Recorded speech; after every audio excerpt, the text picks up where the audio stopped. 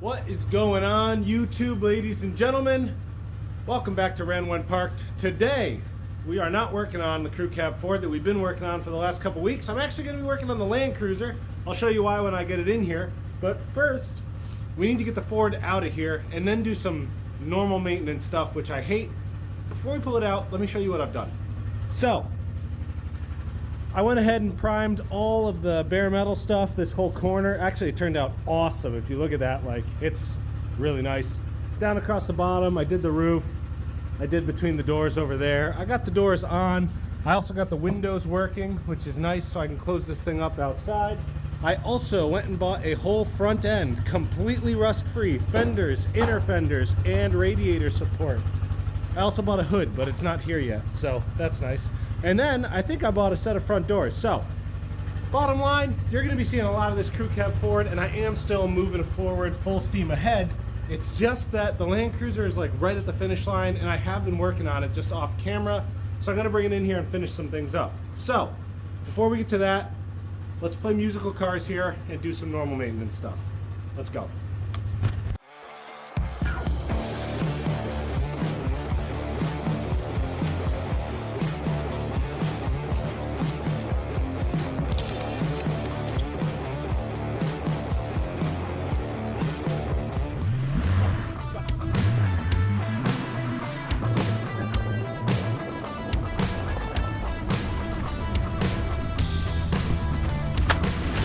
Okay guys, as you can see, the old Fusion is in the shop. We never talk about this thing, but it's just my daily driver and it's very boring, and I drive it like 120 miles a day, and it's actually awesome for that, I guess, but it needs an oil change. So we're just going to change the oil on this thing real quick, and then we're going to do fun stuff.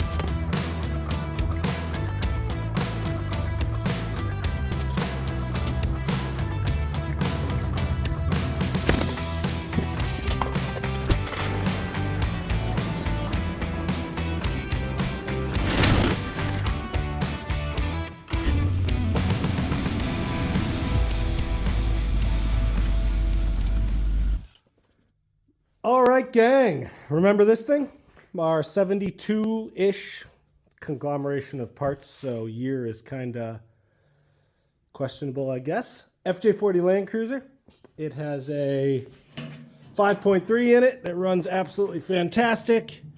It has a TH350. It is all pretty much restored. You guys have seen it. It's pretty awesome. It's just been kinda chilling, kicking around while I've been working on the crew cab. In fact, here's the rear crew cab door panel sitting in the back of it. Anyway, I have been working on it off camera. So what I did was restored the whole gauge cluster, which came out absolutely awesome. So this is the original gauge cluster out of it. I took it all apart, and I sprayed all the back faces, and I sprayed the needles, and I bought a new like gauge face sticker set and put all new stickers in there, so everything's like brand new. It's awesome. So that's pretty cool. The problem with that is that this uses a weird like round plug here that plugs into the board. It's like a barrel plug. And I couldn't find one, and my parts truck didn't have one because it's older. It's like a 72 and older, which didn't use that. This is a newer cluster.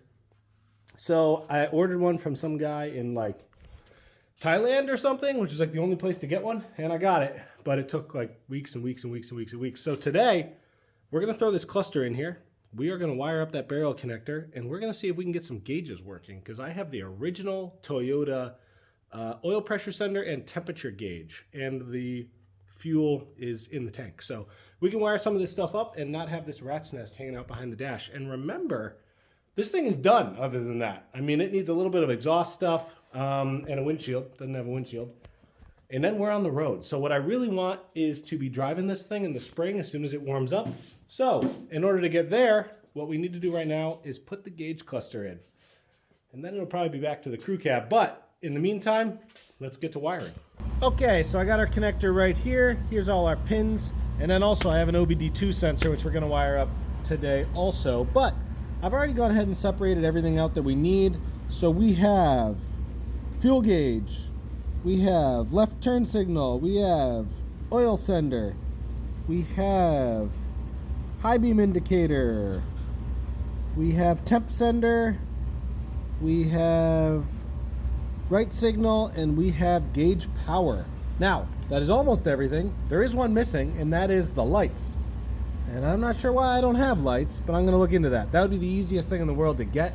I would just have to get it right out of the light switch over here, which is fine, no big deal, but that's a little bit of a weird situation, so I'm going to do some digging. However, we really just need to wire these into that switch, hook it up to that gauge cluster, and then we take the terminated ends, like this one is for the fuel sender, which is under there, and we hook them up to the fuel sender, to the oil pressure sender, to the temperature sender, and then we're done, and we have gauges. Especially since the speedometer is cable driven, and I'm going to have to handle that individually, but we will have the actual engine monitoring stuff set up. So that's what we're going to do. I'm going to start pinning these and figure out what's going on with the gauge lighting. So let's get moving. All right, so the gauge light power wire didn't exist. I found it. It's right there. You actually might be able to read that. Anyway, you're supposed to hook it up to the back of this switch, and I guess I just never got that memo. So we're going to do that. Got all my tools right here. Solder gun is down there. I got my wiring diagram, which I just wrote out right there. So basically what we're going to do is start pinning these connectors onto all of these wires and plug them into here, plug that into there, and we're going to see if this thing works. I never tested this board, so we're just kind of crossing our fingers that thing works. If it doesn't, I do have another board. But I do know the gauges all work because I did test them. Anyway, yeah, let's get cracking.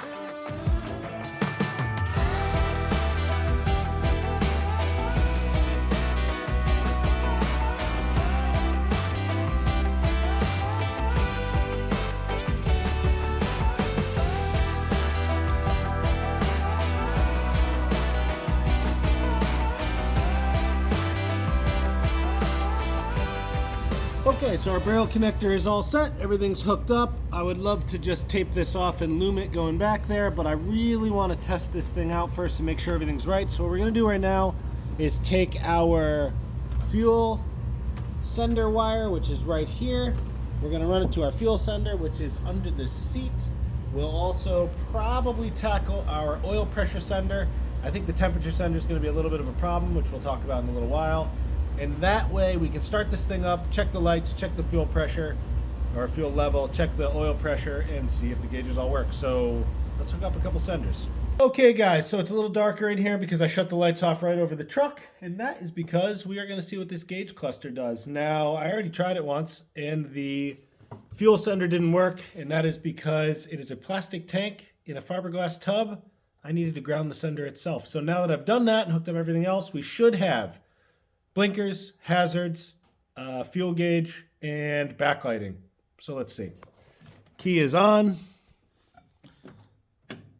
There is our backlights on, and I switched this all out for LEDs, so that's pretty cool. Let's see, hazards. There we go. Blinkers. And right, good.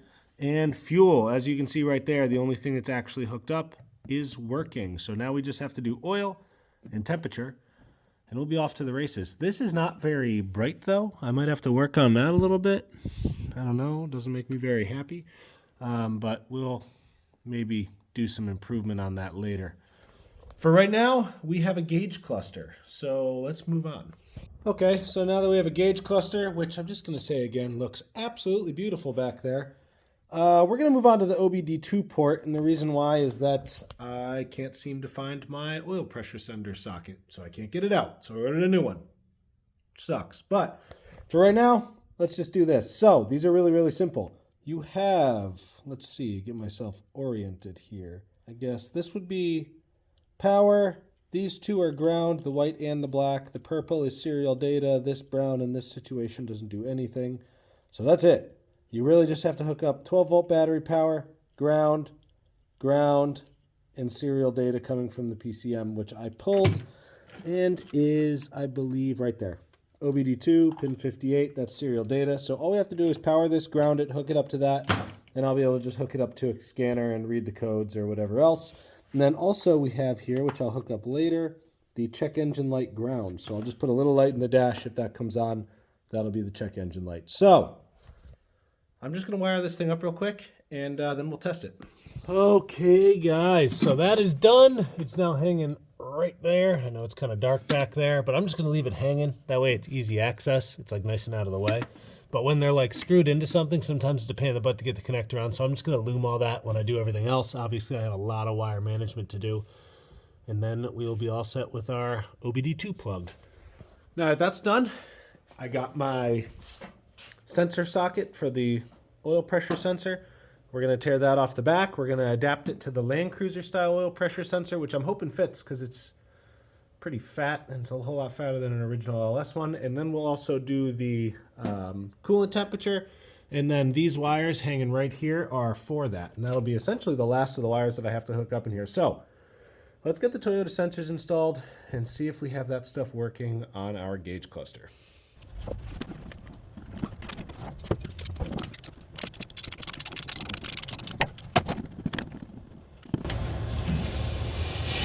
So I got the old one out. As you saw there, I did snap the top off of it, but it's neither here nor there at this point. This thing is junk. This is the new one, and this is why I'm a little concerned. This thing is like 2 inches in diameter. The original is only 1 inch in diameter or so, something like that.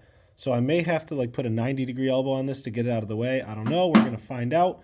When you do this with an LS, you do need, in most cases at least, an adapter. This goes from like 14 millimeter by 1.5, I think, straight thread, which is why it's got a sealing washer on it, to 1/8 inch NPT. In this situation, since the original Toyota sender is 1/8 inch BSPP, which is like British pipe thread or something, I had to buy an adapter to go to from 1/8 inch NPT on one end to 1/8 inch BSP on the other, even though I've come to realize that this will thread into that. So apparently those two pipe threads are close enough. I don't know. I'm going to use the adapter just in case. So I'm going to throw this thing back in there, and then we're going to see if our sender fits. And oh, last thing, I also just went ahead and modified a spade connector, female spade connector, to fit the terminal on the top of this thing. That was simple. So we just crimp and solder that onto our wire. We put that into the block, plug it in, and we should have oil pressure on the gauge. Let's go.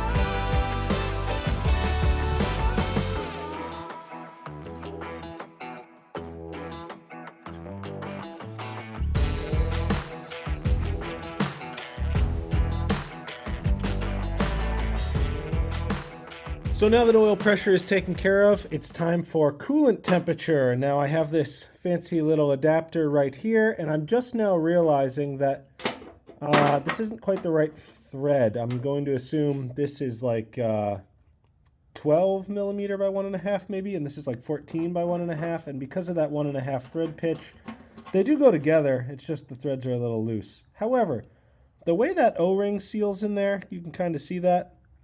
I'm led to believe this might work. So what I'm going to do is cake this thing in RTV, and I'm just going to send it, and we'll see if it works, right? What's the worst that can happen? Now, on LSs, they all have, the heads are symmetric, right? Now, on every LS I know of, the ECU temperature sender is in the driver's side head in the front, which means there's a port in the passenger side head in the back. And that is right there. You can see that Allen screw just behind the manifold bolt. That is plugged into the water jacket. So we just need to remove that Allen head bolt, clean up the threads and the surface a little bit. We need to throw our little adapter in there, and then we can throw our sensor into the adapter. And then this is just a spade terminal. All I have to do is put another female spade connector on the temperature sensor wire, hook that up, and we are good to go. But first, we are just gonna send these two things together with some RTV and hope they don't leak. So let's do that first. So we got her hooked up now, all set, just needs lube on the wire, which means the only thing left to do is fire this thing up and see if we have coolant temp and if we have oil pressure. So let's get after it.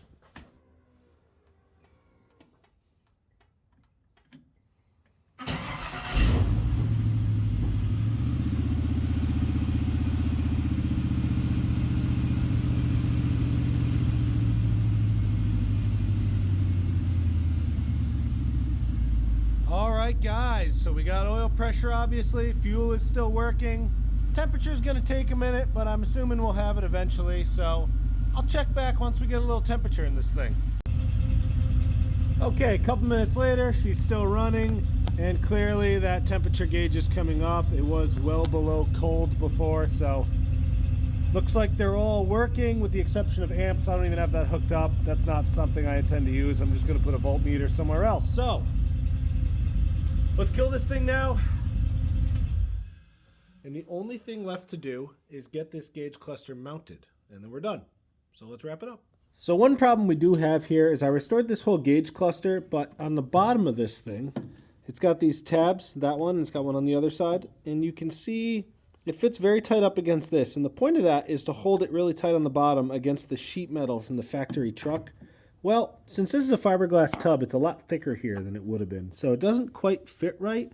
So I think I need to just bend those back a little bit, and then we can bolt this thing into the top, and we're all done. So I'm just going to grab a screwdriver, bend these things back, and hopefully we can get this thing in here. All right, we're installed. I got some countersunk screws in there that I painted black. Everything looks good. This thing is coming out absolutely fantastic.